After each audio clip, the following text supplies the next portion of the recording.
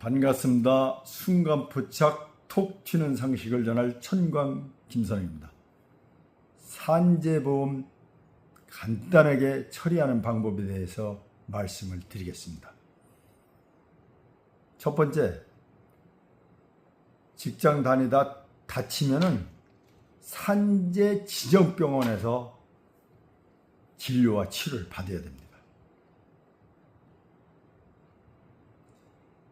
대부분의 처음에 이렇게 경미한 부상 같은 경우는 가차원 인근 병원에 가기 쉽습니다. 산재 지정병원에 그런 개념도 없어요. 산재 처리하려고 들지를 않기 때문에요. 그러다 혼쭐 납니다.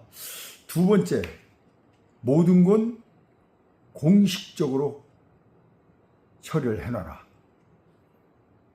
예를 든다면 출퇴근하다 자전거에 타고 가다 넘어졌다 하면은 그 목격자가 있는지, 또 자전거는 자동차입니다. 그렇죠? 그래서 경찰서에 신고해서 교통사실 확인원 같은 걸 받아 놓아야 됩니다. 그 다음에는 산재보험 신청은 3년 이내에 본인이 신청토록 되어 있기 때문에 필요에 따라 신청할 수도 있고 안 할 수도 있는 것입니다. 이러면 아주 간단합니다. 그런데 만약 이렇게 안 해놓으면 상당히 복잡해져요. 저희 경우를 말씀드리겠습니다. 제가 자전거를 타고 출근을 하다가 집 부근에 그 볼라도 있어요. 그 자전거 길 이렇게 있는데 보면은 이 볼대 같은 걸 세워놓는 데가 있어요. 자동차하고 충돌하지 말고 자동차도 넘어오지 말라고. 그 빨간 걸로 이렇게 했는 볼대 있는데 그게 볼라도요, 볼라도. 거기에 탁 부딪혀서 넘어졌는데 오른손을 그 땅에 짚었는데 별로 그 아프지도 않고 주변에 좀 창피하더라고요. 주변에 배부터 지키기가 있었는데. 그래서 얼른 빨리 털고서 일어나서 출근을 했습니다. 출근해서도 오전에 별 문제가 없었어요. 그랬는데 점심 먹으러 집에 와가지고 샤워를 딱 하는데 뜨시물러 했거든요. 근데 욱신 쑤시고 이게 문제가 되더라고요. 그래서 병원을 어디를 갈까? 그 전에 산재병원이라는 것을 정확히 모르지만 어렴풋이 들은 데가 있어요. 그런데 집에서 좀 멀어요. 그 인근에는 아주 새로운 고운동 메디컬 정형외과라는 데가 있고요. 시설도 좋고. 그 집사람이 거기를 가자는 거예요. 그래서 나는 산재병원 그래도 그 전에 들은 게 있는데 거기를 가는 게 더 낫지 않을까? 나중에 어떤 일이 있을지 모르잖아. 그랬더니 여기를 가라는 거예요. 그래 여기를 갔어요. 그러고 산재하고는 전혀 생각지도 않은 거지. 그냥 실비가 있으니까 그래 치료하고 나왔는데 거기서 손목 있는 데가 주상골이랍니다. 요 손목 여기 있는 데가 주상골, 이게 골절이 됐다는 거예요. 일하는데도 별로 지장이 없을 것 같고, 그래서 바로 직장을 옮겨가지고서 다녔어요. 치료는 계속 받고 지금도 좀 아픈데, 이게 4월 30일 날 났으니까 5, 6, 7, 8 이렇게 되다 보니까 건보에서 우편으로 상병 발생 원인 신고서를 제출하라 이렇게 왔어요. 그래서 전화해서 이런 걸 왜 제출합니까? 그러니까 그게 장기간 이렇게 치료가 됐을 경우에는 원인이 뭔지 거기에 따라서 적의 조치를 해야 되기 때문에 그걸 보내주셔야 됩니다. 하더라고요. 그래서 병원에서 보내주지 않습니까? 그러니까 병원에서 보내는 건 보내는 거고 본인이 또 건보에 이것은 보내줘야 됩니다. 그러더라고요. 그래서 보내줬어요. 그랬더니 문자가 하나 딱 왔습니다. 뭐라고 왔느냐면 업무상 재해 가로 열고 출퇴근 재해 포함 가로 닫고로 인한 상병은 산업재해보상보험법 제40조 제41조의 규정에 따라 산업재해 요양급여 신청하여 업무상 재해로 승인을 받아야 하며 이를 포기할 경우 국민건강보험법 제53조 제1항 제4조 및 같은 법 제57조 제1항의 규정에 근거 공단 부담 진료비 일체를 수신자에게 환수하오니 근로복지공단 1588-0075로 문의 후 신청하여 주시기 바랍니다. 국민건강보험공단 세종시다 급여관리팀 이렇게 해서 왔어요. 그래가지고서 근로복지공단에다 물어보니까 뭐라고 문자가 왔느냐면 요양급여 신청서 접수 안내드립니다.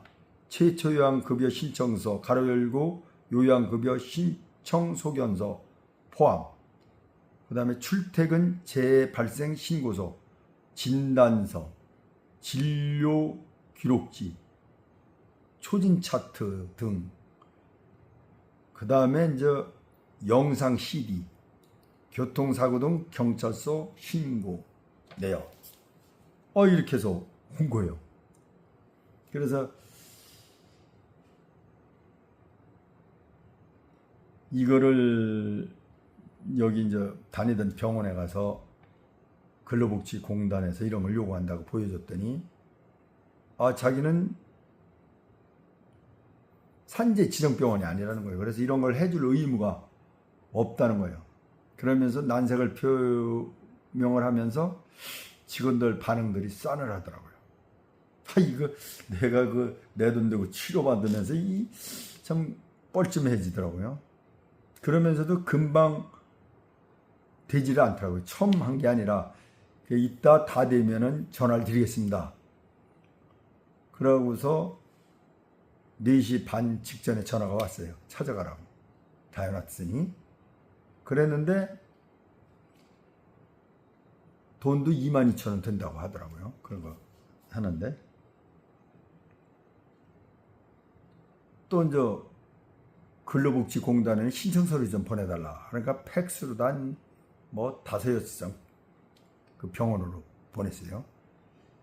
그걸 받아 보니까 처음 쓰는데 잘 모르고 그러다 보니까 묻기도 하고 그러지 않습니까? 쓰다 틀리기도 하고 그래서 다시 근로복지공단 홈페이지에 가가지고 이 서류를 다시 뽑았어요. 그런데 만약에 처음에 다쳤을 때 산재 지정병원만 갔으면 이런 절차가 거의 다 없는 거예요. 그냥 산재 지정병원에서 자동으로 보낸답니다.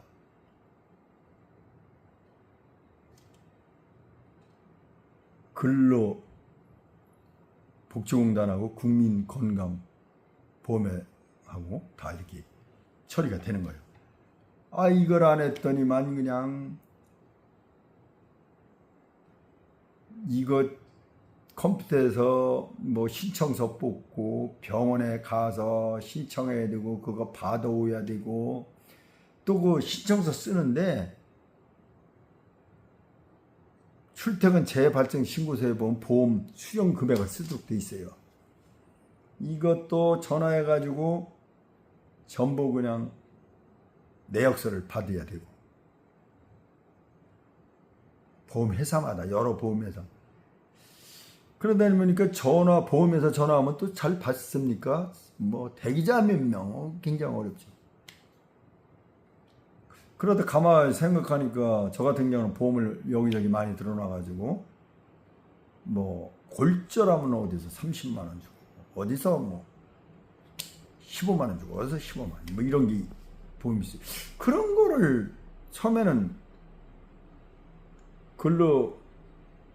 근로복지공단에서 다 그걸 쓰라고 하더라고요. 그래서 그거를 자료를 준비하려는 게 쉽지 쉽지 않지요. 내역서를 붙이라고 그러니까. 그래서 가만히 생각해 보니까 그거하고는 아무 관련이 없을 것 같아요. 나의 치료비하고 내가 일 못했을 경우에 보상하는 거, 그거랑 관련 있는 건 당연할 거 아닙니까? 그래서 다시 전화를 해서 이거 너무 절차도 복잡하고 또 이런 거 요구하는 건 타당치 않은 것 같다. 그래가지고서 파악하다 보험회사서 파악하다 맞았습니다. 나중에 뭐 혹시 몰라서 저녁에까지 해서 이메일로 다 내역서는 받아놓기는 했습니다만은 이게 얼마나 불편한 거예요. 이게 한 번 딱 잘못 판단해가지고 그때는 뭐 산재를 전혀 생각지도 안 했지요. 뭐 조금 다쳤는데 누가 산재 처리를 직장뿐만 아니라 본인도 그렇고 대부분이 이런 개념이 없어요. 그러니까 아무 병원이나 가서 하다 보니까 이렇게 굉장히 어려움이 있는 거예요. 또 이것도 팩스로 보내는데 이게 뭐 분량이 꽤 돼요. 한 10대장, 17장인가 몇 장 되는데 그 팩스 보내는 것도 쉽지 않겠지만은 그 전에 집에 팩스가 있었는데 지금 팩스도 없어요. 또 그러다 보면 뭐 아파트 관리사무소나 또 직장에 가서 넣던가 아니면 부동산에 가서 좀 부탁해서 넣던가 이런 쓰잘데기 없는 그 수고를 해야 돼요. 그러다 보니까 그거는 또 그나마 팩스로 보낼 수 있는데 CD는 팩스로 보낼 수가 없잖아요. 결국 우편으로 해야 됩니다. 아니면 거기 가서 접수를 하든지. 그래서 내일 이제 그 우편으로 보내려고 합니다. 이거 얼마나 불편하겠습니까? 불편한 인력 낭비, 불편한 돈 낭비, 불편한 시간 낭비. 또 다 관계부서도 다 불편하게 하는 거예요. 근로복지공단, 국민건강보험공단, 다니는 회사, 또 치료한 병원. 이번에 직장과 관련해서 조금이라도 이게 다친 게 있구나, 진료받을 게 있구나 하면 무조건 산재 지정병으로 가야 편리하구나, 이걸 아주 깨달았습니다. 그래서 이런 거는 대부분 사람들이 몰라요. 산재 보험 받아본 사람은 알지만은 처음에는 모릅니다. 그래서 알려드리는 겁니다. 제가 작성했던 거 제출하는 그 서류하고 이런 것을 게재를 유튜브에 해놓을 테니까 여러분들이 좋은 정보로 활용하시기 바랍니다. 근데 이런 거 볼 필요도 없이 그냥 딱 직장 다쳤다 하면 병원을 산재 지정병원으로 가고 모든 것을 공식화 해놓는다. 나머지 신청은 내가 언제 하든 그건 뭐 이연령 비연령으로 3년 이내는 해서 활용하면 된다. 요거만 알고 계시면 됩니다. 좋은 정보가 되셨기를 바랍니다.